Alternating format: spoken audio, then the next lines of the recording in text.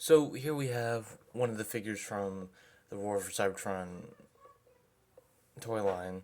Here we have the Sparkless Seeker and his two little, gun little boys. I don't remember their names, so you'll probably have to tell me in the comments. But let's get into his accessories, of course. So, knowing that these little bots here can transform into little guns, I kind of consider them accessories because they simply can just turn into guns like that. Now, on my copy, this one doesn't like turn to his gun. I don't know why, but it appears to be some molding problems with the plastic, so that could be causing the issue. He does come with some blast effect parts, but I have lost one of them, and it was one of the green little spike ones, but they look really good. And I also have this spiral purple piece, which looks really nice, which I also enjoy using on some of my figures when posing them. And you can just strap that blast effect right on. Or, you could try attaching this one, but it's on a small peg, so it wouldn't really fit on there. Then again, you could put it into, this port back here, port on his leg, his guns, of course. So, yeah, lots of things you can do with the blast effects. Make it look like he takes damage and such. Could put it right there. Well, he got shot right there, and I enjoy that. Now, let's get into his articulation. So, removing the null rays for the articulation, and just moving the wings back a little bit. These can move up and down, so you can get kind of like an angled look to it. The arms can go out that far. They can rotate at the shoulder. They can go quite a bit far back if you move the wing. He has a bicep swivel, a double jointed elbow, wrist rotation.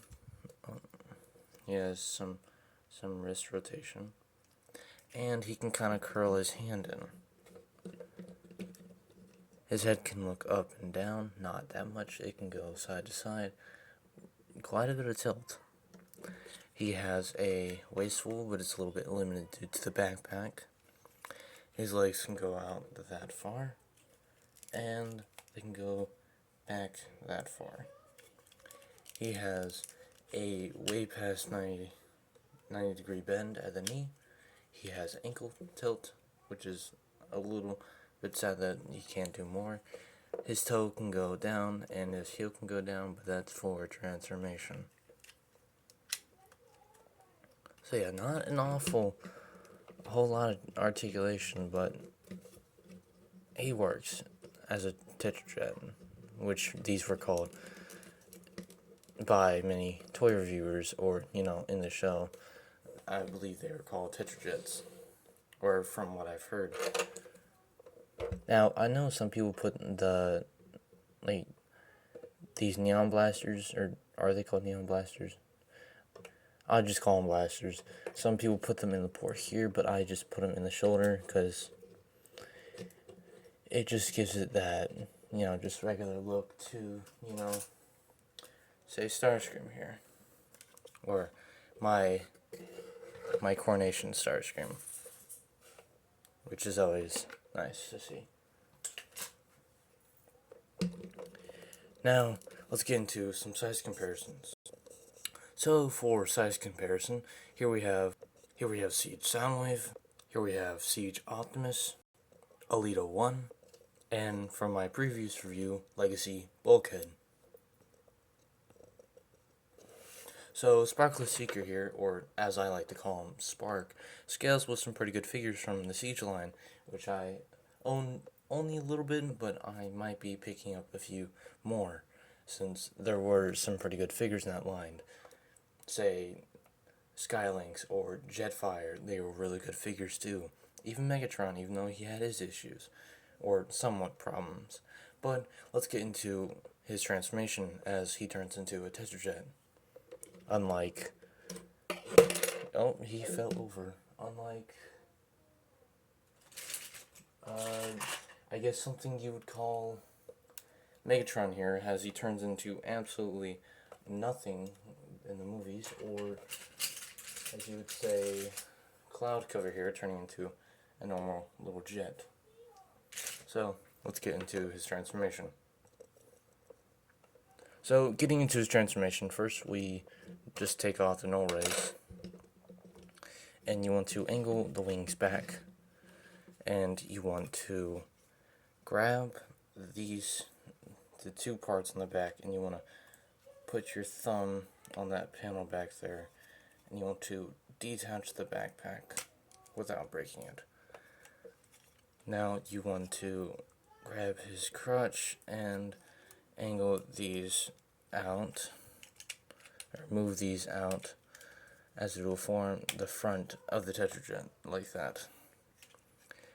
Now you want to take that armature and you want to straighten that out for right now, angle the wings correctly, and just fold those up real quick. Now you want to take the feet, collapse them together, and you want to rotate the waist around. That will allow you to grab this panel, and you want to take that little tab on it, and there's a slot in the back of the head which will peg in there. Now you want to grab the chest, untab it, lift it up, push the head all the way until it lifts up this chest panel just a little bit, and angle that up and straight.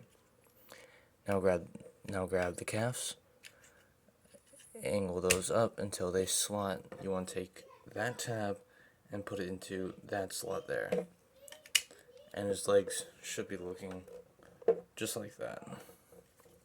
Now you want to grab the arms, open the panels, fold in the hands, disengage the bicep and elbow, and collapse it in and close that up for now.